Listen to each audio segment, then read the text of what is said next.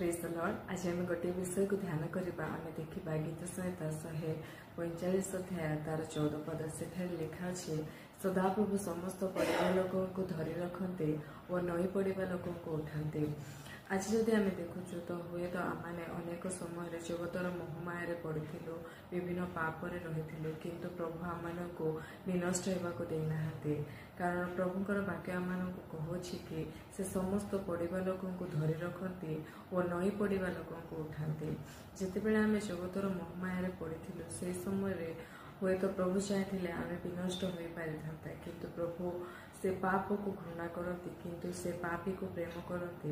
प्रिय लोक मैंने हुए तो आम जगतर मोहमाया पड़ी किंतु प्रभु आम को विनष्ट होगापाई देना आम को से उद्धार कले परिचय देले जहाद्वारा विनष्ट होगा पूर्व आम उद्धार पाइलु। लोक वीडियो देखुं मुझे चाहे आपड़ जदि जगतर मोहमाया रही आपण निजक परिवर्तित करतु एवं प्रभु निकटवर्ती हूँ एवं अधिक अधिक आत्मिक जीवन में बढ़ु। Praise the Lord.